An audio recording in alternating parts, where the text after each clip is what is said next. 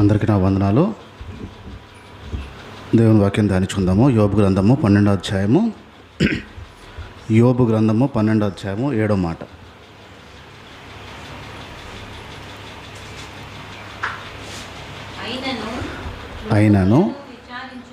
అయినను పశువుల దగ్గరికి వెళ్ళండి, వాటిని విచారించండి, అవి మీకు బోధనిస్తాయి అని. యోబు గారు బాగున్నప్పుడు అంటున్న మాట కాదు ఇది. ఇంట్లో అన్నీ బాగున్నప్పుడు అంటున్న మాట కాదు. యోబు జీవితంలో తన ఆస్తిని కోల్పోయాడు, తన కుటుంబాన్ని కోల్పోయాడు. అన్నీ కోల్పోయిన తర్వాత జనాలు వచ్చి ఎదురు నీ బతుకు, ఇంకా నీ ఆస్తి కోల్పోయావు, నీ పిల్లల్ని కోల్పోయావు, భార్యను కోల్పోయావు, ఇంకా అంత జీవితం అయిపోయింది ఇది, అసలు నీకు ఎందుకు ఇంకా దేవుడిని పట్టుకుంటున్నావు, ఏముంది నీకు పట్టుకోవడానికి, దేవుడిని పట్టుకోవడానికి, మానే సావు, నువ్వు అసలు దేవుని కూడా దూషించని చెప్పి దేవుడిని దూరం పెట్టమంటున్నారు. ఎందుకంటే పరిస్థితులను బట్టి, ఆయనకున్న పరిస్థితులను బట్టి దేవుడిని దూరం పెట్టి, అసలు నీకు జీవితంలో ఏం జరిగింది, నీకు ఏం జరగలేదో, వేస్ట్ నీ బ్రతుకు అంటున్న టైంలో, ఒరే పిచ్చోళ్ళారా, మీకు అర్థం అవ్వలేదు, దేవుడు మీకు ఇంకా అర్థం అవ్వలేదు. ఏదైనా ఇస్తేనే దేవుడా, ఏదైనా మంచి చేస్తేనే దేవుడా అని అంటూ మాట్లాడుతూ ఆయనకి వివరణ ఇస్తున్నాడు. మీకు దేవుడి విషయాలు మీకు ఇంకా అర్థం అవ్వలేదు. మీకు ఏదైనా ఇస్తే దేవుడు అప్పుడు మంచోడు, దేవుడు ఏదైనా ఇవ్వకపోతే మంచోడు కాదు, లేదా దయ్యం, దూరం పెట్టేసుకోవాలి. అంటే అవసరానికి వాడుకునేవాడా మీకు దేవుడు అంటూ, మీకు దేవుడు అర్థం అవ్వాలంటే మీరు పశువుల దగ్గరికి వెళ్ళండి, వెళ్తే వాటిని విచారించండి, అవి మీకు చెప్తాయి. మీకు ఇంకా దేవుడు అర్థం అవ్వలేదు. నాకేంటైతే పోయిందో దాన్ని బట్టి దేవుడిని మీరు ఏం చేయాలో మీరు చెప్తున్నారు. మీకు దేవుడు అర్థం అవ్వలేదనే విషయం నాకు అర్థమైంది. పశువుల దగ్గరికి వెళ్ళి ఆ విషయాన్ని మీరు నేర్చుకుంటే పశువులు మీకు బోధిస్తాయి అనే విషయాన్ని వాళ్ళ స్నేహితులకి చెప్తున్నాడు, వివరిస్తున్నాడు. దాంట్లో మొట్టమొదటిగా మనం నేర్చుకున్నాం, సింహం గురించి నేర్చుకున్నాం. సింహం నీతి కలిగిన సింహం ఉంటుంది, అలా మనం బ్రతకాలు ఉండాలి. రెండోది గర్జించే సింహం, ఎప్పుడు మింగేద్దామో, ఎవరిని మింగుదామని గర్జించే సింహం మన దగ్గరే తిరుగుతూ ఉంటుంది అని. మూడోది యూదా గోత్రపు కొదమ సింహంగా యేసుప్రభు భూమి మీదకి రాబోతున్నాడు. ఆ సింహపు లక్షణాలు మనం పొందుకోవాలి అనే విషయము నేర్చుకున్నాం. రెండోది మనం నేర్చుకున్నాము, గొర్రెలా ఉండాలి. యేసుకు నమ్మిన, ఆ మాటకి లోబడిన, యేసు మందలో ఉండే ఆ గొర్రె యొక్క లక్షణాలు మనలో ఉండాలి. ఆ గొర్రె ఎలాగైతే ఆ కాపరి మీద అనుకుంటుందో, ఆ గొర్రె ఎలాగైతే ఆ కాపరి నమ్ముతాదో, ఎక్కడికి వెళ్ళినా, ఎలాంటి ప్రాంతంకి వెళ్ళినా ఆ కాపరిని ఎలా పట్టుకునే ఉంటుందో, అలా ఆ గొర్రె లక్షణాలు మనలోకి రావాలి అనే విషయం నేర్చుకున్నాం. మూడోది పందుల ముందు ముత్యాలు వేయకూడదు.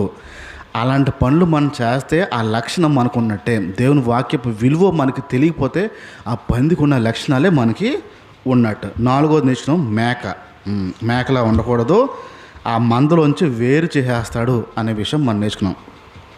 ఐదోది నేర్చుకున్నాము, చేమల దగ్గరికి వెళ్ళండి, అవి బోధిస్తాయని చెప్పాడు. అవి వాటిని నడతలను గమనించమన్నాడు. నడక రెండింటికి తేడా ఉంటుంది. నడక అంటే నడిచే విధానం, నడక అంటారు కదా, మనం నడుస్తూ ఉంటాం కదా, ఎలా నడుస్తున్నాడో చూడు అంటారు. నడత అనేది వాడి జీవితం. నడత రెండుటు వేరే అర్థాలు. నడతను గమనించమన్నాడు, నడకని కాదు, నడత అంటే వాడు ఎలా చేస్తున్నాయి, ఏం చేస్తున్నాయి, వాటిని గమనించండి అన్నాడు. ఆరోది మనం నేర్చుకున్నాము, పక్షులు. ఒకసారి తీద్దామా ఆరోది, మళ్ళీ మత్తయి సువార్త 6వ అధ్యాయము, మత్తయి సువార్త 6వ అధ్యాయము 26వ మాట. ఆకాశంలో ఉన్న పక్షులను చూడండి, అవి ఏవి విత్తనాలు వేయవు, అవి ఏమి కోత పనులు పెట్టుకోవు, అవి ఏమి ఎక్కడా దాచుకోవు. అయినా సరే మన దేవుడైన యేసు ఆ పక్షుల్ని పోషిస్తున్నాడు అనే విషయాన్ని మనకి చెప్తున్నాడు. అవి ఏం చేయవంట, విత్తనాలు వేయవు, కోతలు కోయవు, దాచుకోవు.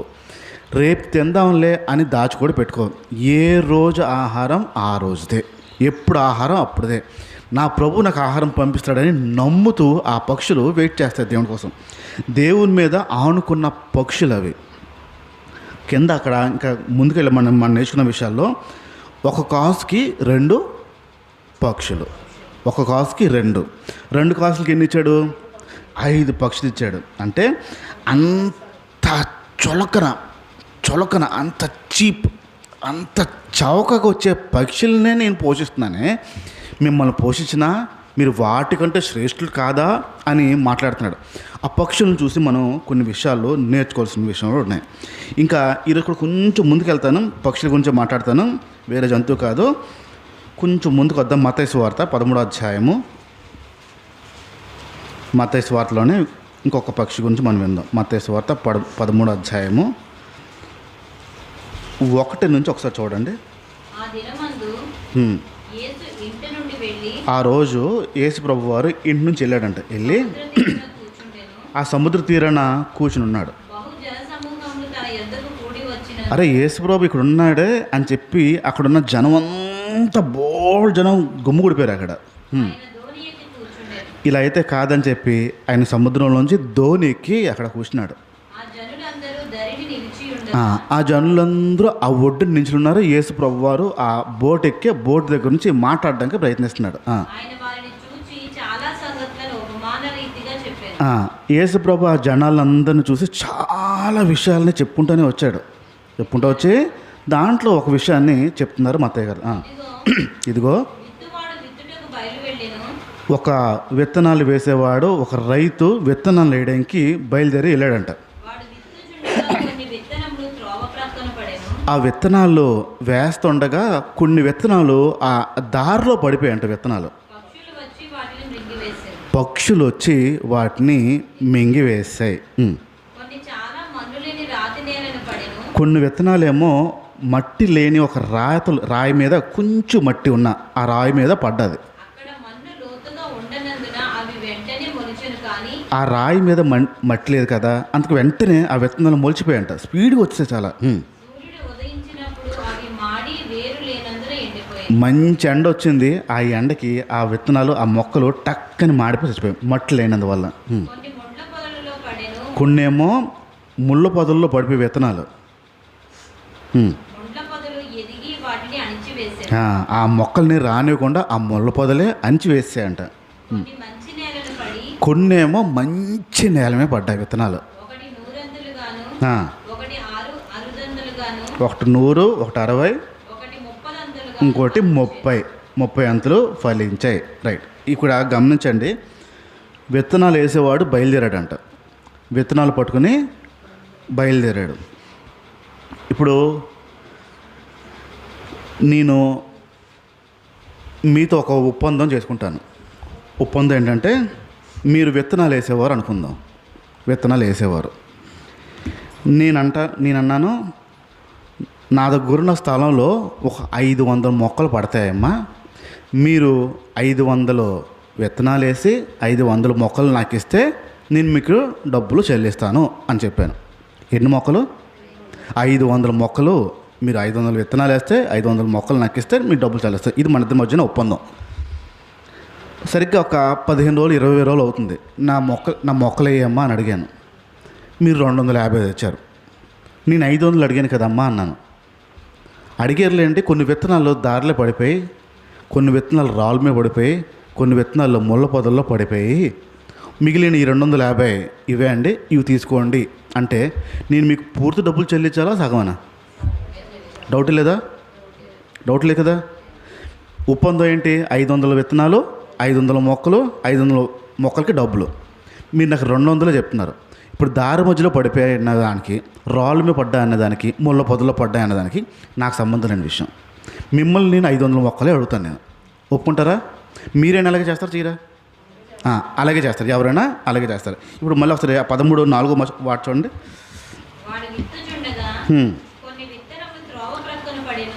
వాడు విత్తుతుండగా కొన్ని మొక్కలు త్రోవ పక్కన పడిపోయాయంట.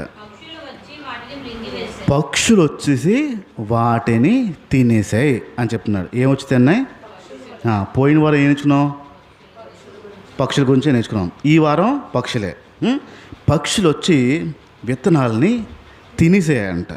ఏమొచ్చి తిన్నాయి? తినేసాయి. విత్తనాల్లో తినేసాయి.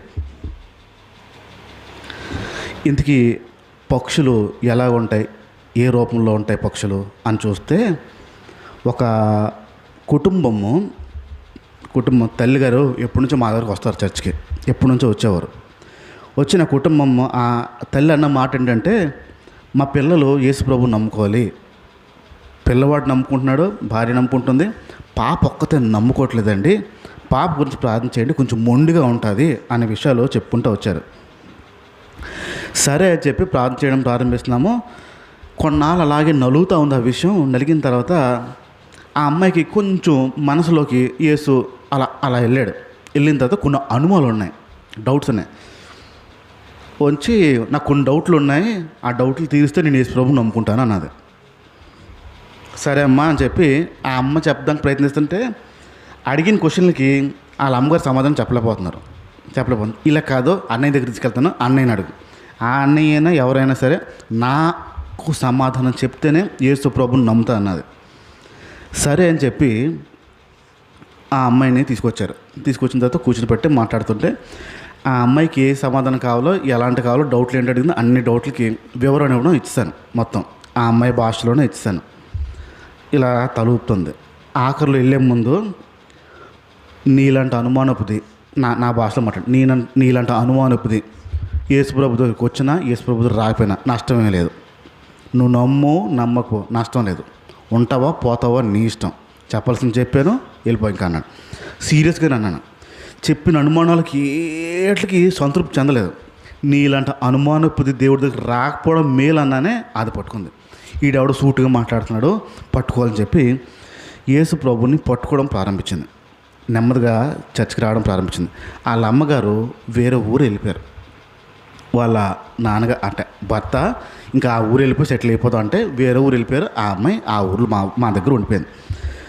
ప్రతి ఆదివారం వచ్చేది, ప్రతి మంగళవారం వచ్చేది, వాక్యం వినేసేది, చక్కగా వినేసేది, అంత చేసేది.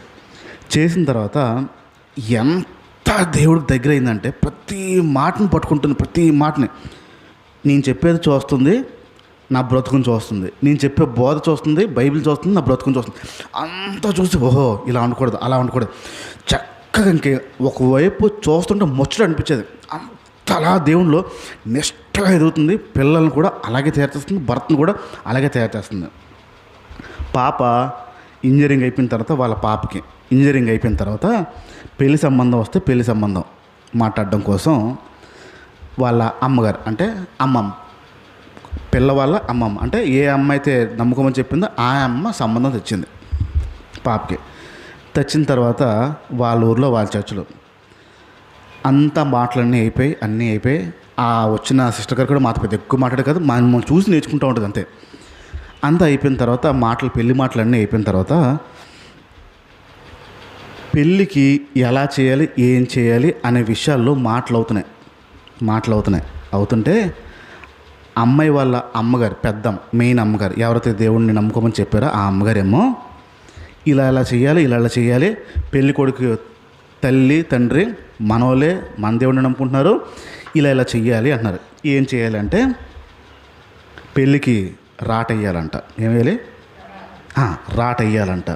రాటేసి ఆ కొబ్బరి మొండలు, తాటాకులు, కొబ్బరాకులు ఆ పందిరి వేయాలంట. అన్ని తంతులు చెప్పారండి. ఏంటి చేయాలో, ఎలా చేయాలో, ఇంకేం తేడా లేదు. హిందూ పెళ్ళికి క్రైస్తవ పెళ్ళికి తేడా లేదు. తంతంతా అదే, మధ్యలో చిన్న వాక్యం తప్ప ఇంకేం లేదు. ఇలా చెయ్యాలి అని చెప్తుంటే మా దగ్గరకు వచ్చి అడిగింది, అన్న ఇలా చెయ్యాలంటుంది అమ్మ అంటే, లేదమ్మా నువ్వు దేవుడిని నమ్ముకున్నావు కాబట్టి, మీ ఇంట్లో వారు కూడా దేవుడిని నమ్ముకున్నారు కాబట్టి, నీకు ఎలాంటి ఆంక్షలు లేవు కాబట్టి ఇలాంటి పనులు ఏవి చేయడానికి వీల్లేదు, చేయడం కూడదు. నువ్వు చేసేవంటే మళ్ళీ దాంట్లో లెక్క చెప్పుకోవాలి.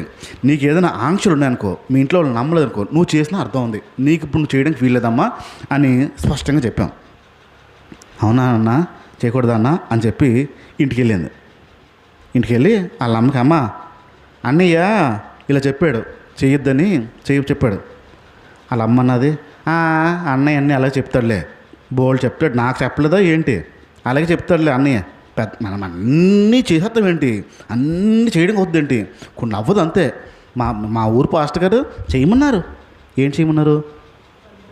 రాటేయమన్నారు. మా ఊరు పాస్టర్ గారు ఏమన్నారు? మా పాస్టర్ గారు మన పాస్టర్ గారు చెప్పారు అన్న. మరి అన్న ఇంట్లో చెప్పాడు అన్నది. అన్న అన్నీ అలాగే చెప్తాడులే, నువ్వు అన్నీ పట్టించుకోవడానికి లేదు, రాట అయ్యచ్చు ఏం కాదు, మా పాస్టర్ గారు పద్ధతిగా చేస్తారని చెప్పి వాళ్ళ ఊరు పాస్టర్ గారితో పెట్టి చేయించింది. వాళ్ళ ఊరు పాస్టర్ గారు వచ్చి తండ్రి కుమార పరిశుద్ధాత్మ నామంలో ఈ రాట వేస్తున్నాను అన్నాడండి. తండ్రి కుమారుడు పరిశుద్ధాత్మనామంలో ఈ రాటను బిగిస్తున్నాను ఆమేన్ అంటే అక్కడ వెర్రి గొర్రెలు అందరూ హల్లెలూయా అన్నారు. అందరూ వాళ్ళను. ఈ తంతు అయిపోయింది. అయిపోయిన తర్వాత సరిగ్గా నెల అయ్యింది. నెల అయిపోయిన తర్వాత వాళ్ళ ఆయన అన్నాడు, మన పాతదే బాగుంది, పాత నమ్మకమే బాగుంది. చక్కగా ఒక సంతోషం, ఒక ఉల్లాసం, ఒక జోకులు. ఈ నవీన్ గడి దగ్గరికి వెళ్తుంటే అస్తమానం అలా ఉండకూడదు, ఇలా చేయకూడదు, అలా చేయకూడదు అని చెప్తున్నారు. ఒక సంతోషం లేదు, ఈ మనసుకి ఏ బాగోట్లేదు అని అంటుంటే వాళ్ళ ఆవిడ కూడా, నీకు కూడా అనిపించింది అలాగే, నాకు కూడా అనిపించింది అన్నారు. పిల్లలు అమ్మయ్యా ఇప్పటికి మీరు కళ్ళు తెలుస్తున్నారు అన్నారు పిల్లలు. ఏదైనా ఒకటే అని చెప్పి ఇప్పుడు కుటుంబం ఒక దారిలోకి వచ్చింది. ఎవరు ఇష్టం వచ్చిన వాళ్ళు ఏది ఇష్టం వస్తే అది చేసుకోవచ్చు, పర్లే. ఎవరు చర్చకు రావట్లేదు, ఏం లేదు. ఎవరు పనిలో వాళ్ళు ఉన్నారు, ఎవరు భక్తిలో వారు ఉన్నారు. ఎటూ కాకుండా పోయారు. ప్రారంభ దినాల్లో చేసిన భక్తి, పట్టుకున్న భక్తి పోగొట్టింది. ఇప్పుడు ఇక్కడ పక్షి ఎవరు?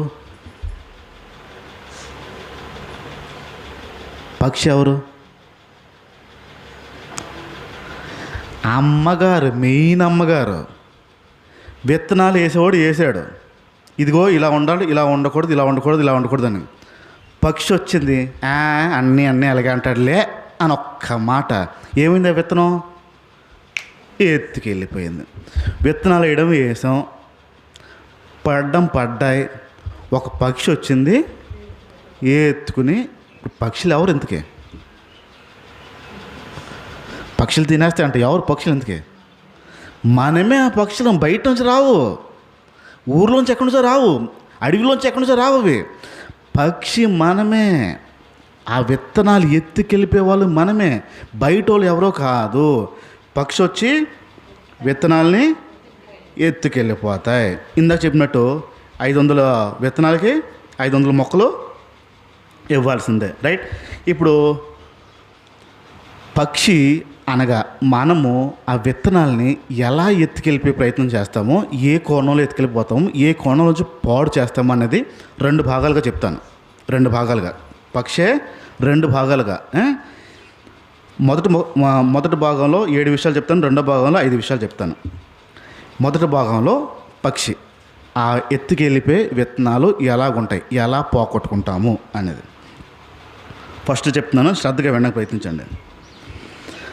దేవుని వాక్యము, దేవుని విత్తనాలు పడిన తర్వాత ఆ పక్షి వచ్చి ఎత్తుకెళ్ళిపోయే గుణం ఏంటంటే, మర్చిపోయినానండి ఒకసారి, గుర్తులేదనండి. ఇదే పక్షి.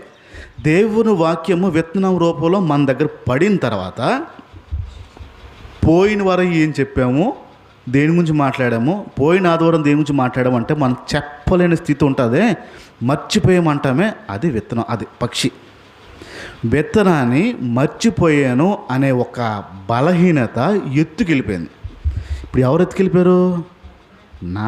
నా బుర్రే, నా తలే, నా మెదడే, నా మేధాశక్తే ఆ విత్తనాన్ని ఎత్తుకుని తీసుకెళ్ళిపోయింది. ఎందుకు మర్చిపోయామంటే మనకు 1,000,000 కారణాలు ఉంటాయి. ఈ మధ్య గుర్తున్నట్లేదు. ఏ మధ్య గుర్తుంది? ఎందుకు ఈ మధ్య గుర్తున్నట్లేదండి అంటాం. ఏ మధ్యన గుర్తుంది? ఏది మర్చిపోయాం మనం? ఏ విషయం మర్చిపోతున్నాం? మనకు కావాల్సినవి, మనకు నచ్చినవి, మనకు బాగున్నవి, మనకి సంబంధం ఉన్నవన్నీ గుర్తుపెట్టుకుంటాం. దేవుని వాక్యం దగ్గరికి వచ్చినప్పుడు మాత్రం మర్చిపోయాను. ఈ బలహీనతలోకి వెళ్ళే కొద్దీ నేను మర్చిపోతాను, నాకు గుర్తుండదు అనే విషయం చెప్పుకుంటూ వెళ్ళే కొద్దీ ఖచ్చితమైన ఆ పిచ్చుకు ఉన్న లక్షణం మనలో ఉందని అర్థం. మర్చిపోతున్నాం అంటే ఖచ్చితంగా లక్షణం ఉంది. ఊరెళ్ళిన మీ పిల్లలు, స్కూల్కి వెళ్ళిన మీ పిల్లలు తిరిగి వస్తారు మళ్ళీ అనే విషయం ఎప్పుడైనా మర్చిపోతామా? ఏ రోజు మర్చిపోయామే? అలా వస్తారని గుర్తుంటుంది మనకి. భార్య భర్త వెళ్ళిన వాళ్ళు మళ్ళీ తిరిగి వస్తారని మనకు గుర్తుంటుంది. ఎన్నో విషయాలు మనం మర్చిపోతాం. మన బంగారం ఎక్కడ పెడతా మర్చిపోతామా? అర్రే ఎక్కడో పెట్టిన గుర్తురాట్లేనే మర్చిపోతామా? ఎందుకు? దానికి మీ మనసులో ఒక విలువ ఉంది కాబట్టి, మీరు ఎక్కడ పెట్టాలో పెడతారు కాబట్టి మర్చిపోరు. అది ఇప్పుడు దేవుని వాక్యం అంతకంటే విలువైంది, శ్రేష్టమైంది. అది ఎలా మర్చిపోతాం? మర్చిపోతున్నామంటే ఆ పిచ్చుకున్న లక్షణము మనలో ఉంది అని. రెండో విషయం చెప్తున్నాను. రెండో లక్షణం, దేవుని మందిరంలోనే కూర్చుంటాం. వాక్యం వింటున్నట్టే ఉంటాం. మీ ఆలోచన ఎక్కడికో వెళ్తా చూడండి. ఒక గంట సేపు వాక్యం మాట్లాడుతూ ఉంటే, గంట వాక్యం చెప్తా ఉంటే, ఆ గంట సేపు మనసు నిమ్మలంగా పెట్టుకుని దేవుని వాక్యం వింటామో మధ్య మధ్యలో అలా అలా అలా వెళ్ళి మళ్ళీ వస్తుంటుందా? డౌట్ లేదు చూడండి. గంటకి గంట కూర్చోదు. ఒకరోజు వాక్యం మంగళవారం ఉపవాస ప్రార్థనలో వాక్యం చెప్తుండగా పాటలన్నీ అయిపోయిన తర్వాత వాక్యం స్టార్ట్ చేశాను. 2 గంటలకు స్టార్ట్ చేశాను వాక్యం. 2 నుంచి 3 చేసిన తర్వాత కరెక్ట్గా 2 నుంచి 3 అంత శ్రద్ధగా అలా వింటున్నారు. 2:20 అయింది. 2:20 అయిన తర్వాత ఒక ఆవిడ ఇలా ఊగిపోతుంది,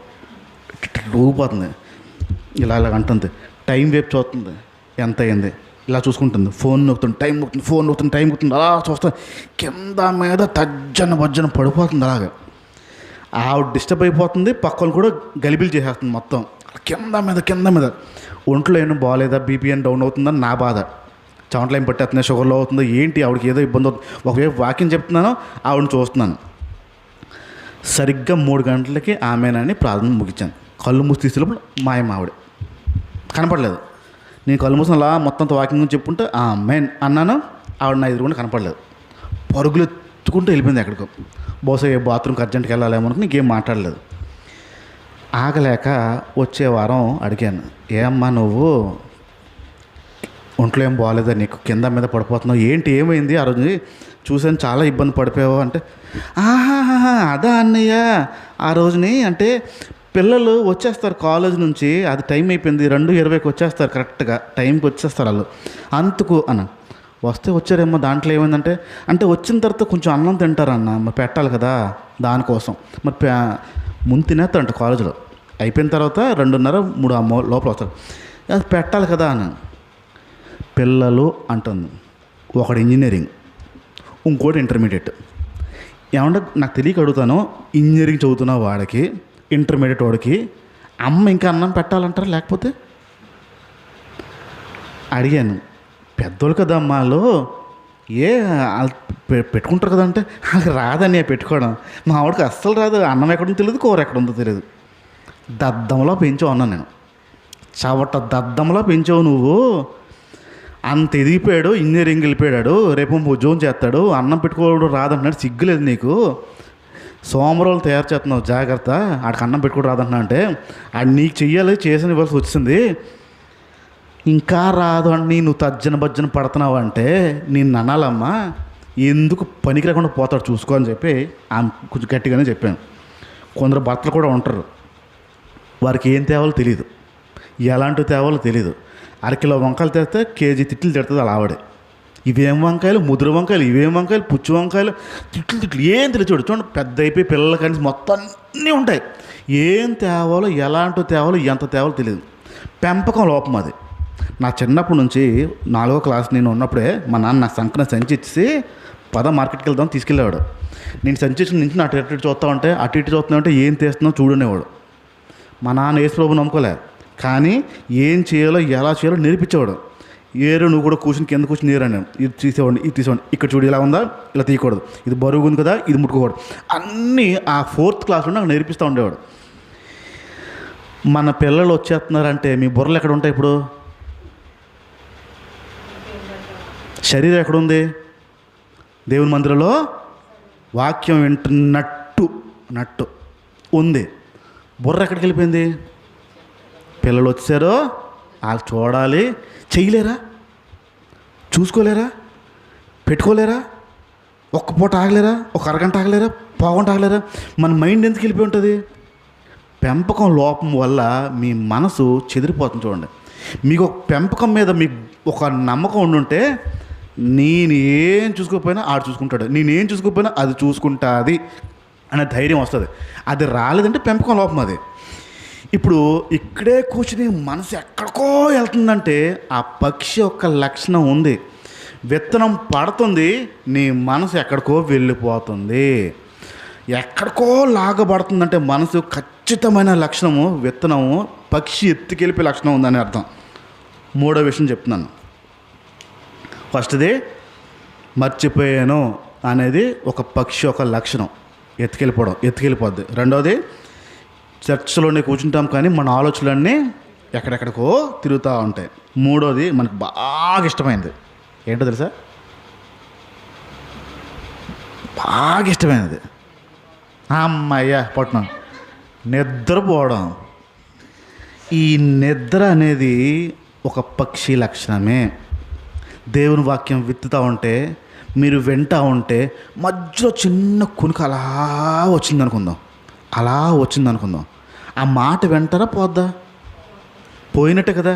అక్కడ ఒక నిమిషంలోనో అర సెకండ్లోనో చెప్పిన మాటని పోగొట్టేసుకుంటాం మనం. ఆ నిద్ర అనే లక్షణము పక్షికి ఉన్న లక్షణం. విత్తనాలు పడతా ఉంటాయి, ఖచ్చితంగా అది ఎత్తుకెళ్ళిపోయే ప్రయత్నం చేస్తాను. మనమే ఆ విత్తనం. ఇప్పుడు అనుకుందాం, మీ తల మీద గన్ను పెట్టి వాక్యం చెప్తున్నాను నేను.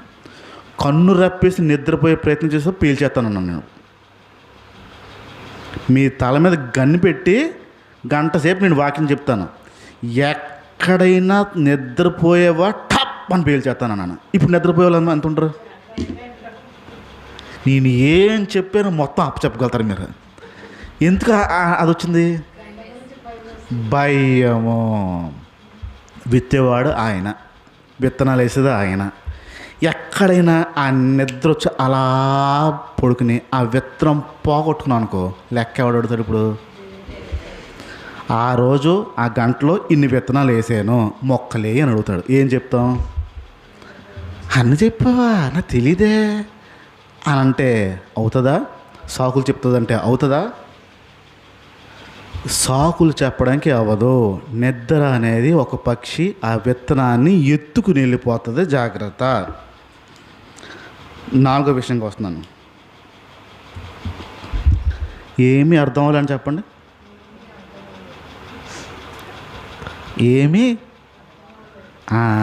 ఇదొక బలహీనత అండి. వాక్యాలు వింటారు, ఏం అర్థం అవ్వదు అంటారు. ఏమైనా అర్థమైందా అంటే ఏంటమ్మా నాకు ఎందుకో అర్థం అవుతుందండి, ఎంత చెప్పినా నాకు అర్థం అవుతుందండి.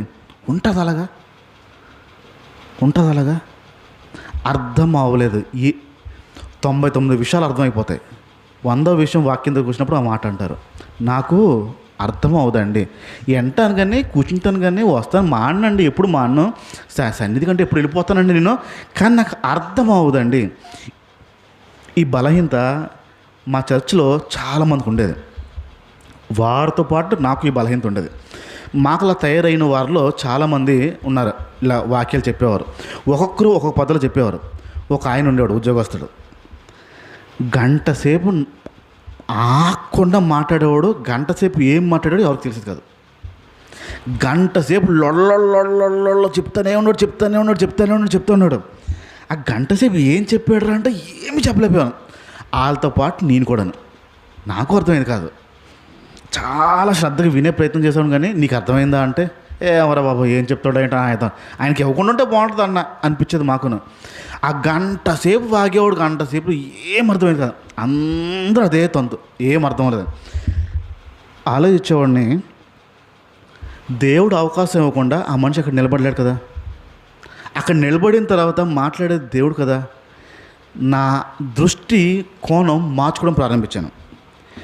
ఇప్పుడు ఆయన మాట్లాడుతున్నాడు అనగానే చర్చికి వచ్చే వాళ్ళు ఏమనుకుని ఉంటారు లోపలికి? ఈయన మనకు అర్థం అవుతుందిరా బాబు. ప్రారంభంలో ఎక్కడ పడిపోద్ది విత్తనం? ఆయన నిలబడగానే నాకు ఇంక అర్థం అవ్వదు అంటూనే ఈ లోపలికి వస్తారు. నేను అలా కాకుండా అడుగు పెట్టినప్పుడు, ప్రభువా ఈరోజు నాతో ఏం మాట్లాడతావు, నన్ను ఏం సరి చేస్తావు అనే ఆలోచనతో వచ్చాను. వచ్చి కూర్చున్నాను. అందరూ ఇలా నీరసం కూర్చున్నారు, ఈయన ఎప్పుడు అవుద్దా అని. నేను వింటున్నాను. 100 విషయాలు మాట్లాడాడండి. 100 విషయాలు ఏం మాట్లాడాడు ఏం తెలీదు. 100లో 99 అయిన తర్వాత 100వ విషయం ఒకటి మాట్లాడాడండి. గుండెల్లో వణుకు పుట్టిస్తుంది నాకు. ఆ మనిషి మాట్లాడిన 99 విషయాలు నాకు అర్థం అవ్వలే, కానీ ఒక్క విషయం మాట్లాడాడు. గుండె అదిరిపోయి బాబోయ్ అవునా అనిపించేలా ఉంది. మాట్లాడిన ఆయనకి తెలీదు, వింటున్న ఇక్కడికి తెలీదు. నా దృష్టికోణము మారినప్పుడు ఆయన ఏం మాట్లాడుతున్నాడో 100 విషయాల్లో 99 అర్థం అవ్వకపోయినా ఒక్క విషయం ఉంటుంది. ఇప్పుడు ఆలోచించండి, ఏదో ఊర్లోకి వెళ్ళి ఒక 10 సామాన్లు కొనుక్కొని వెళ్ళడానికి మీరు రెడీ అయ్యారు. లిస్ట్ రాసేసుకుని ఒక 10 వస్తువులు కొనుక్కోవడానికి వెళ్ళారు. ఆ ఊరు చాలా ప్రయాసపడి వెళ్ళారు. తీరా ఆ ఊరు వెళ్ళిన తర్వాత మీరు రాసుకున్న ఆ 10 లిస్టులో 9 లేవు, ఒక్కటే ఉంది. ఎన్ని పట్టుకెళ్ళారు లిస్టు? 10 లిస్టు. 10 లిస్టులు ఎన్ని ఉన్నాయి? ఒక్కటే ఉంది. అంతా దూరం నుంచి వచ్చాను, 10 రాసుకొచ్చాను, 9 లేవు, ఛే అనుకుని తిరిగి వస్తారా? ఆ ఒక్కటి పట్టుకుని వస్తారా? ఆ ఒక్కటిని పట్టుకుని వస్తారు కదా. ఇదనమాట. ఇప్పుడు 99 విషయాలు అర్థం అవ్వకపోవచ్చు. చెప్పిన విషయాల్లో ఒక్క విషయం ఉండదా? ఒక్క కోణం ఉండదా? అది ఎందుకు పట్టుకోం? 99 ఎందుకు పట్టుకుంటాం మనం? నాకేం అర్థం అవ్వలేదని. ఏదో ఒక్క విషయమైనా అర్థం అవుతుంది. ఇక్కడ అపవాది అంటే మనమే ఆ విత్తనాన్ని ఎత్తుకెళ్ళిపోతాం. నాకు అర్థం అవ్వలేదండి, నాకు అర్థం అవ్వదండి. అర్థం అవ్వకపోవడానికి ఏమీ ఉండదు. నీకు కావాల్సిన విషయం ఒక్కటి ఉంటుంది, అది పట్టుకోవడం నేర్చుకోవాలి. 5వ విషయం చెప్తున్నాను. వెళ్ళాలి అనండి, వినాలి. వెళ్ళాలి, వినాలి. ఏంటి వెళ్ళాలి, ఏంటి వినాలి? తెలిసేంటి? చర్చికి వెళ్ళాలి, చర్చికి వెళ్ళాలి, వాక్యము వెళ్ళాలి. ఇంకొక యాడ్ చేయండి. ఇంకొక ఇంకోటి ఇంకా మంచిదే. ఇంకొక మంచిది ఇంకా ట్రై చేయండి. వెళ్ళాలి, వినాలి, ఇంకొక యాడ్ చేయండి. ఇంకొకటి ఇంకా ట్రై చేయండి. ఇంకా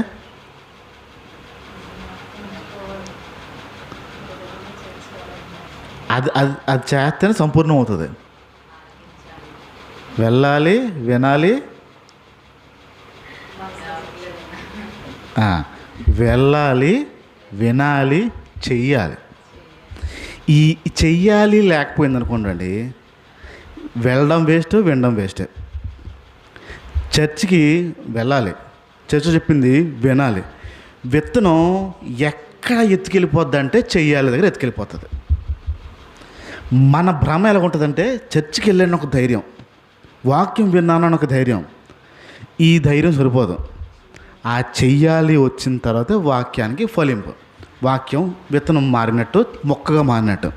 ఇప్పుడు విత్తబడిన వాక్యము వెళ్తే సరిపోదు, చేయడం వరకు రావాలి. ప్రధానంగా ఈ ప్రాంతంలోనే ఆ విత్తనాన్ని ఎత్తుకెళ్ళిపోయే ప్రయత్నం చేస్తుంది. మనం ఏ ధైర్యంతో బయటకు వెళ్తాం అంటే, ఈరోజు ఆరాధనకి వెళ్ళిపోయాను, ఉపవాస ప్రార్థనకు వచ్చేసాను, ఆదివారం ఆరాధనకు వచ్చేసాను, వాక్యం వేసాను, పాటలు పాడేసాను, అయిపోయింది. ఇక్కడ ఎత్తుకెళ్ళడం ప్రారంభమవుతుంది. మిమ్మల్ని చేయనివ్వకుండా ఆపుతుంది. విన్న వాక్యాలు ఎన్నిసార్లు చేసి ఉంటాం, ఎన్నిసార్లు చేయకు వెళ్తుంటాం. ఇప్పుడు ఆదివారం విన్నా, శుక్రవారం విన్నా, వెళ్ళి కానీ నేను చేసి తీరాలి అన్న ఆలోచన వస్తుందా? మళ్ళీ మర్చిపోయే విత్తనం వచ్చేద్దా? అక్కడికి వచ్చేస్తుంది. చూడండి, మళ్ళీ అదే విత్తనం వచ్చేస్తుంది. ఇక్కడ వస్తాము, వింటాము, అక్కడికి వెళ్ళి మర్చిపోయామనే విత్తనాన్ని ఎత్తుకెళ్ళిపోతుంది. మిమ్మల్ని చేయనివ్వకుండా ఆపేస్తుంది. చెయ్యాలి అనే తపన మన లోపల ఉండాలి. చెయ్యాలి అనే ఆలోచన మన లోపల ఉండాలి. అది లేకపోతే వస్తాము, వింటాం, వెళ్ళాలి, వినాలి, వెళ్ళాలి, వినాలి, వెళ్ళాలి, వినాలి. అక్కడికి వచ్చినప్పటికి ఆ దగ్గరికి వెళ్ళినప్పటికీ ఏదమ్మా చెయ్యాలి విత్తనం ఏది అంటే, చెయ్యాలా అంటే వింటే సరిపోద్దాము, వినిసారండి అంటే అవ్వదు, చెయ్యడం కూడా రావాలి. రైట్? ఇది 5వ విషయం. 6వ విషయంకి వస్తున్నాను. ఒకసారి 5 విషయం మళ్ళీ చెప్పండి. ఏం చెప్పినా? ఫస్ట్ వెళ్ళాలి, అలా చెయ్యాలి. చేసిన తర్వాత 6వ విషయం ఏంటంటే, ఆ ఫలము ఫలించడం రావాలి. చెట్టుగా ఉంటే సరిపోదు, మొక్కగా ఉంటే సరిపోదు, ఫలము రావాలి. ఫలము వస్తేనే ఆ విత్తనానికి అర్థము. చెట్టు ఎంత ఎదిగిపోయినా, ఎంత పెద్దగైపోయినా ఫలం రాకపోతే అది ప్రమాదం. ఇప్పుడు నా వైపు చూసి చెప్పండి, నేను ఈ ఊరు వచ్చిన తర్వాత, నా దగ్గర మీరు వాక్యం వినిన తర్వాత మీరు ఏ ఫలాల్ని మీరు కాశారు, ఏ ఫలము పంచారు? ఫలము ఏ ఫలం మీ దగ్గర వచ్చింది, ఏ ఫలం పంచారు మీరు? ఏం చెప్పగలుగుతారు? ఫలించినట్ట? ఇప్పుడు మీ ఇంట్లో ఒక మొక్క వేశారు, మంచిగా కాయలు వచ్చింది. చుట్టుపక్కల ఉన్న ఒక 2-3 ఇస్తారా? ఎవరా? తినండి, మంచిదండి, ఇది కొత్తగా వచ్చింది, మంచి జామ చెట్టు అండి, మంచి మామిడి చెట్టు అండి, మంచి దానిమ్మ అండి, మంచి పైనాపిల్ అండి అని చెప్పి మీ దగ్గర వచ్చిన ఫలాల్ని మీరు ఇవ్వడానికి ప్రారంభిస్తారు. విత్తబడిన విత్తనాలు బోల్డ్ ఉన్నాయి. ఏం ఫలం వచ్చింది? ఏ ఫలాన్ని పంచారు? పంచగలిగేమో ఒకసారైనా? ఇవ్వగలిగేమో ఒకసారైనా? ఈ వాక్యపు ఫలము నాది అండి, మా దేవుడు ఇచ్చాడండి ఈ ఫలము అని చెప్పి ఆ ఫలం ఒక రుచిని ఎవరైనా చూసారా? ఒకరోజు వస్తాడు, ఫలాలు లేని ఆ చెట్టుని చూసి నరికి కట్టకట్టి అగ్నిలో వేస్తా అన్నాడు. విత్తనాలు విత్తేవాడు విత్తుతానే ఉంటున్నాడు, పడతానే ఉంటున్నాయి, పిచ్చుకలు వచ్చి ఎత్తుకెళ్ళిపోతున్నాయి. అంటే నీ ఫలాలు లేని బ్రతుకు చూసి, ఆ స్థాయి చూసి వదులుతాడా దేవుడు? ఫలాలు లేని ఆ చెట్టుని చూసి వదులుతాడా? ఇంట్లో పెంచే ఒక చెట్టే ఫలాలు రాకపోతే ఇంకెందుకు దాన్ని నరికేయండి అంటాం మనము. మన కని సంరక్షిస్తున్న ఆ దేవుడు ఫలాలు లేకపోతే ఊరుకుని ఉంటాడా? ఉందా ఫలము? పంచేమో ఫలము మనకుంటే పంచేవాళ్ళమే. ఫలాలు లేని ఈ బ్రతుకు అక్కడ తినేస్తుంది. చూడండి, ఏ విషయాల్లో ఆ పిచ్చుకొచ్చి ఆ విత్తనాన్ని పాడు చేస్తుందో గమనించుకోండి. ఫలాలు లేని బ్రతుకు ఉంటే మాత్రం ప్రమాదం, ఆయన నరికి వేస్తాడు. 7వ విషయం చెప్తున్నాను. 7వ విషయం, ప్రభు మహిమ పడాలనండి. ప్రభు మహిమ పడాలి. ఇప్పుడు మీ ఇంట్లో ఉన్న ఒక అరుదైన చెట్టు చూసిన తర్వాత మీ ఇంట్లో తప్ప ఈ ఊర్లో ఎక్కడా లేకపోతే చూసే వాళ్ళందరూ మిమ్మల్ని ఒకలా చూస్తారు. వీరింట్లో అలాంటి చెట్టు ఉందండి, అలాంటి చెట్టు ఉందని మీకు ఆనందాన్ని ఇస్తుంది. ఎవరది? ఎవరి దగ్గర లేదు అలాంటి చెట్టు, నా దగ్గరే ఉందనేది. ఒక మొక్క వల్ల, ఒక చెట్టు వల్ల మీరు ప్రజల్లో గుర్తించబడి ఒక ఘనతను పొందుతున్నారు. ఎప్పుడైనా మీ జీవితాలు బట్టి దేవుడు ఎప్పుడైనా ఘనత పొందాడా? ఎక్కడైనా మీ బ్రతుకులను బట్టి దేవుడు ఎక్కడైనా ఘనత పొందాడా? మీ క్రియలను బట్టి దేవుడు ఎక్కడైనా ఘనత పొందాడా? మీ జీవితాలను చూసి యేసు ప్రభు ఇలా ఉంటాడని ఎవరైనా చెప్పగలిగారా? యేసు ప్రభుని ఎవరైనా మహింపరచగలిగారా? ఇన్నేళ్ళ జీవితంలో, ఇన్నేళ్ళ క్రైస్తవంలో ఎవరైనా ఒక్కరైనా దేవుని మహిమని దొంగలిచ్చే ఈ దొంగ పిచ్చుకలు మనమే. దేవుని మహిమ రానివ్వకుండా ఆ పిచ్చుకల్లో ప్రవర్తిస్తున్న మనమే. ఎత్తుకెళ్ళిపోతున్నాం దేవుని మహిమని. ఆ విత్తనాలు పడుతున్నాయి కానీ ఫలాలు లేని జీవితం బ్రతుకు చూసి ఆ దేవుని మహిమని ఎవరు మహిమపరచలేకపోతున్నారంటే మనం చూసి ఖచ్చితంగా మనం ఆ పిచ్చుకున్న లక్షణాలతోనే బ్రతుకుతున్నాం. మనం దేవుని మహిమ గనక మన ద్వారా రాకపోతే ఆ పిచ్చుకున్న లక్షణం ఉంది.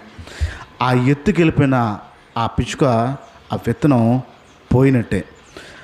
ఆ పిచ్చుక లక్షణాలు మనలో ఉన్నట్టే. ఇప్పుడు 7 విషయాలు చెప్పాను నేను, ఒక భాగం అని చెప్పాను కదా, 7 విషయాలు మరొక్కసారి చెప్తున్నాను, శ్రద్ధగా వినండి.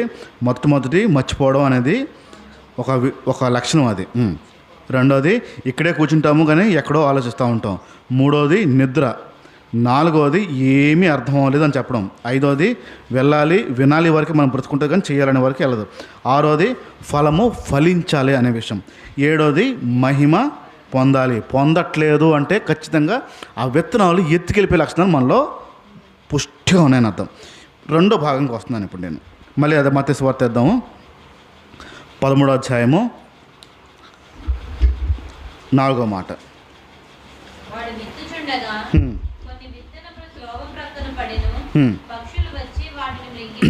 రైట్, పక్షులు వచ్చి వాటిని మింగిసాయి. చాలు, పక్షులు వచ్చి మింగిసాయి అంటున్నారు. ఇప్పుడు నేను రెండో అర్థాన్ని నేను చెప్పేస్తాను, ఈరోజు గమనించండి. మేము మా మా చిన్ననాటి నుంచి రైల్వే క్వార్టర్స్లోనే ఉండేవాళ్ళం. మా నాన్నగారు ఆఫీసర్ పొజిషన్ బట్టి మాకు రైల్వే క్వార్టర్స్ ఇచ్చేవారు. అందరివి వేరేగా ఉంటే మా సపరేట్గా ఉండేది. దగ్గర దగ్గర 4-5 ఎకరాల్లో మా ఇల్లు ఉండేది. మధ్యలో ఇల్లు ఉండేది, చుట్టూరు తోట. అంత విశాలంగా ఉండేది మా నాన్నగారికి పొజిషన్ బట్టి. ఇల్లు మధ్యలో ఉంటే వెనకాల భాగం అంతా మొక్కలు ఉండేవి, తోట ఉండేవి. ఆ తోటను చూసుకోవడానికి మళ్ళీ గవర్నమెంట్ మనుషులే ఉండేవారు. ఆ మా తోట మళ్ళీ ఉండేవారు. అన్ని మొక్కలు వేసేవారు, అన్ని వెల్లుల్లిపాయలతో సహా, ఉల్లిపాయలతో సహా, బంగాళదుంపతో సహా అన్ని రకాలవి ఆ తోటల పనులు చూసేవారు. ఒక మాకు ఇల్లు ఉంటే ఆ చుట్టూరు పెద్ద ప్రహరీ గోడ, పెద్ద గోడ. మా అమ్మ నాన్న పెద్దగా వెనక్కి వచ్చి ఆ మొక్కలను చూసేవారు కాదు, పట్టించుకునేవారు కాదు. వారు ముందులే ఉండరు. నేను మధ్య మధ్యలో వెనక్కి వెళ్ళి చూసుకుంటూ ఉండేవాడిని, మాట్లాడుతూ ఉండేవాడిని, ఆ పనులతో మాట్లాడుతూ ఉండేవాడిని. ఒక గోడ దగ్గర ఒక మొక్క కనపడింది, మంచిగా అందంగా మంచి ఆకులతో వస్తుంటే మా ఊరికి నేను చెప్పాను, ఒరే బాబు ఈ మొక్క ఎవరిని టచ్ చేయదు, ఈ మొక్క నాది, నేను ఉంచుకుంటాను అన్న. ఏం పన్ను ఎత్తి మాట్లాడలేదు అనేవారు కాదు, భయపడేవారు వాళ్ళు అనడానికి. సార్ గారు అబ్బాయి అని ఒక్క భయంతో సరే బాబు అనేసారు. ఆ మొక్కకి రోజు నీళ్ళు పోయడం ప్రారంభించాను నేను. 1 నెల 2 నెలలు 3 నెలలు అయిన తర్వాత ఆ మొక్క పెద్దగా అయ్యి లోపల నుంచి వేరెళ్ళి ఆ గోడని 2 మొక్కలు చేసింది. ఇలా తోసేవంటే ఇంక గోడ పడిపోతుంది. మా నాన్న మధ్యలో వచ్చి ఇదేంటి మొక్క ఎక్కడ ఉంది, గోడ పగిలిపోయింది కదా అని కేకలేస్తున్నారు దాని మీద. చిన్నబాబు గారు ఉంచమన్నారు, మొక్క నాదన్నారు, తీయొద్దన్నారు చెప్పారని నా మీద చెప్పారు. ఇప్పుడు మా నాన్న ఆడికి తెలీదు, మీకు తెలీదా అని చెప్పి వాళ్ళనే తిట్టారు. నాకు తెలియదు. రాయి చెట్టు అంటారు కదా, రాయి చెట్టు చిన్న విత్తనం ఎక్కడో ఎక్కడో ఎక్కడో పెట్ట తిని ఎక్కడో ఎగురుకుంటూ వచ్చి రెట్టేస్తే గోడ మీద పడితే ఆ గోడ మీద చాలా మొక్క వచ్చి వచ్చి వచ్చి వచ్చి గోడను మొత్తం 2 భాగాలుగా చేసింది. ఆ చెట్టు మొత్తం గ్యాప్ వచ్చేసింది. విత్తనం ఎంత ఉంటుంది అండి, చిన్న విత్తనము, ప్రభావం ఎంత ఉంది, చాలా ప్రభావం ఉంది.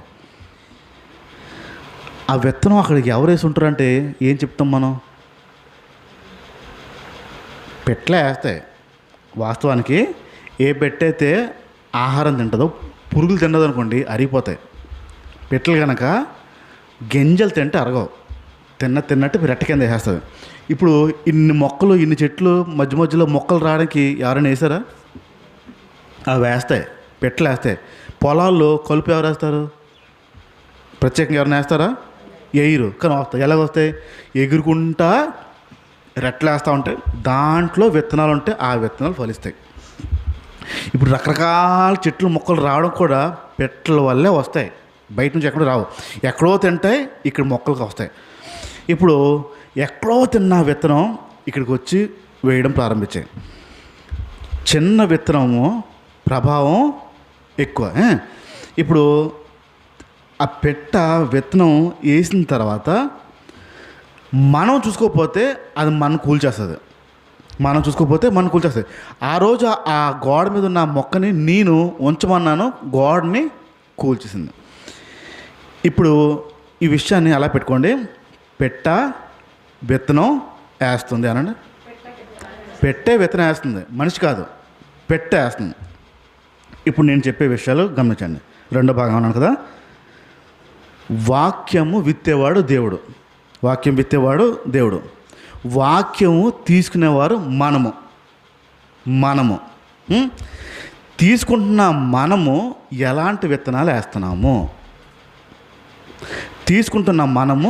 విత్తనాలు వేస్తున్నాము, ఇది చూసుకుందాం ఒకసారి. మొట్టమొదటి చెప్తున్నాను నేను.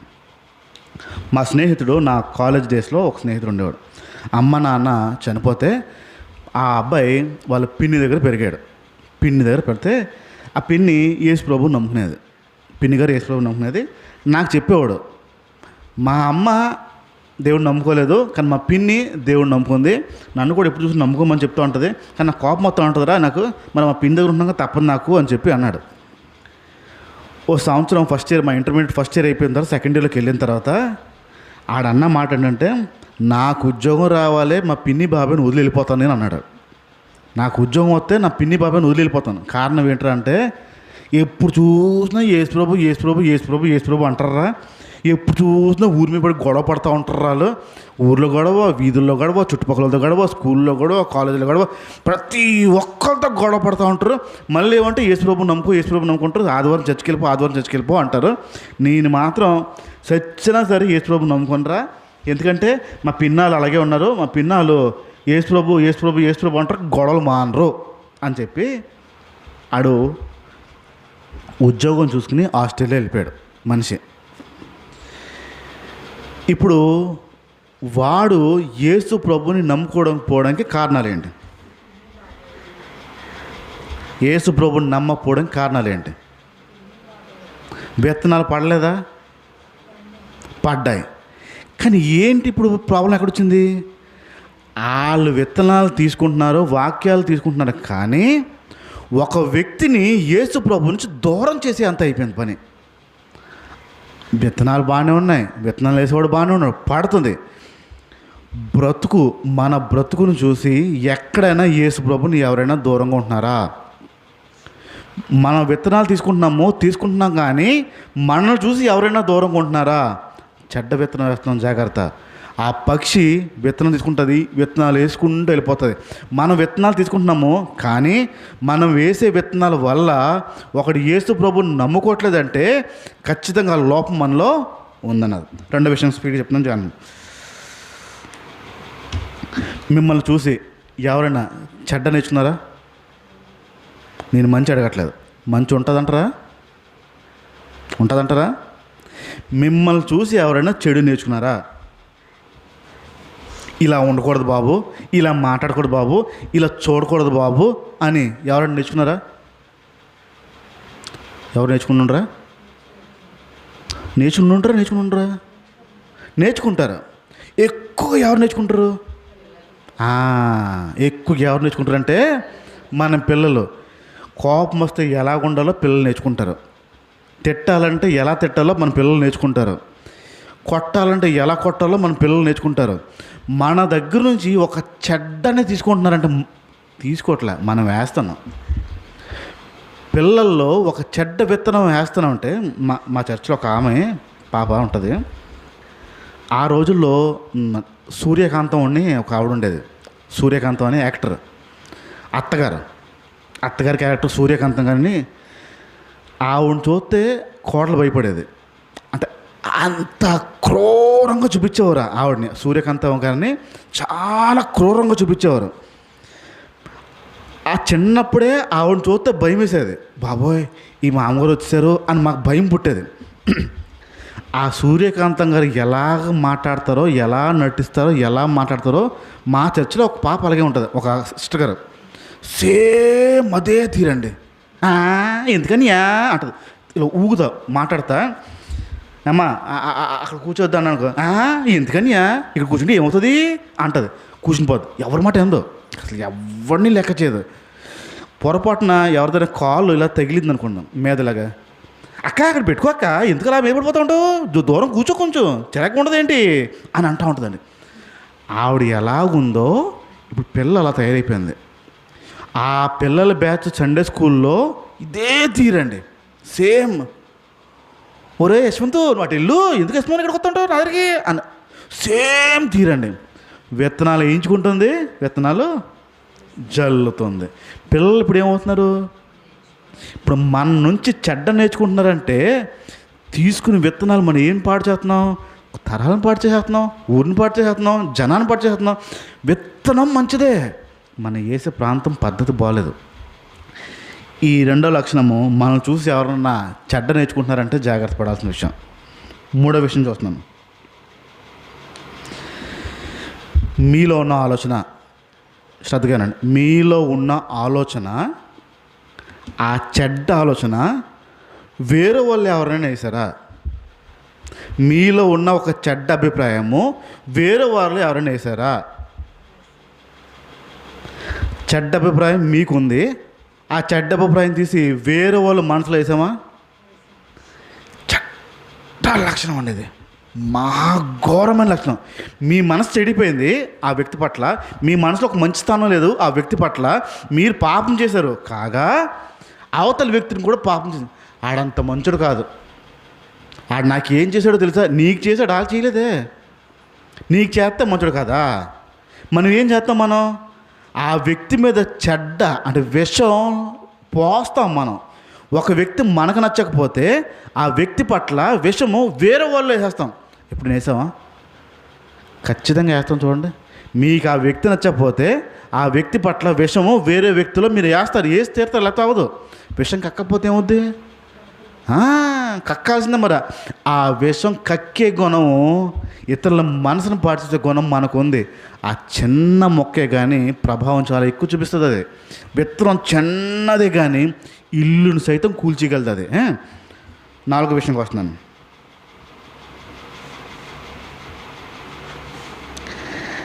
నీకున్న బలహీనతను బట్టి, మీకున్న బలహీనతను బట్టి ఎప్పుడైనా ఎవరైనా వ్యసన పడ్డారా? మీకున్న బలహీనతను బట్టి ఎప్పుడైనా ఇది మారడండి, ఈడు మారడండి, ఈడు ఇలాంటి వాడండి. మీకున్న వ్యసనాన్ని బట్టి ఎవరైనా ఇబ్బంది పడుతున్నారంటే, మీకున్న బలహీనతను బట్టి ఎవరైనా ఇబ్బంది పడుతున్నారంటే ఖచ్చితంగా ఆ పాడు చేసే గుణం మనకుంది. విత్తనం తీసుకుని ఆ కూల్చే గుణం మనకుంది. ఇప్పుడు వ్యసనము లేదా బలహీనత, మన బలహీనత ఇతరులకి ఇబ్బందికరంగా మారిపోతుందంటే ఖచ్చితమైన లక్షణము వారిని పాడు చేస్తుందని అర్థం. ఇప్పుడు ఏదో ఒక బలహీనత అనుకుందాం, మనకుంది ఆ బలహీనత. ఆ బలహీనత బట్టి ఇతరులు ఇబ్బంది పడుతుంది అనుకుందాం, మీ ఇంట్లో వాళ్ళు ఇబ్బంది పడుతుంది అనుకుందాం. ఆ ఇబ్బంది పడుతున్న టైంలో మీరు కనుక సరి చేసుకోకపోతే వాళ్ళు ఇబ్బంది పడుతున్నారు కాబట్టి దేవునికి మధ్యన వారికి దూరం వచ్చేస్తుంది. ఇప్పుడు ఒక తీవ్రమైన వ్యాధి వచ్చిందనే విషయం మీకు డాక్టర్ చెప్పారు అనుకుందాం. మీకు ఈ తీవ్రమైన వ్యాధి అండి, చాలా కష్టం అండి అని చెప్పారు. ప్రార్థన చేస్తారా, మానేస్తారా? ఎక్కువ పెరుగుద్దా తగ్గుద్దా? ఎక్కువ రోజు చేసే ప్రార్థన కంటే ఎక్కువ పెరిగిపోతుంది కదా. మరి బలహీనత ఉన్నప్పుడు అలా చేయాలి కదా. ఒక బలహీనత ఒక వేరు చేస్తుందంటే, విత్తనాన్ని తీసుకున్న తర్వాత పాడు చేస్తుందంటే ఖచ్చితమైన లక్షణం, అది సరి చూసుకోవాల్సిన లక్షణం. ఆఖరి చెప్తున్నాను, 5వది. ఏ విత్తనం అయితే తీసుకుంటున్నారో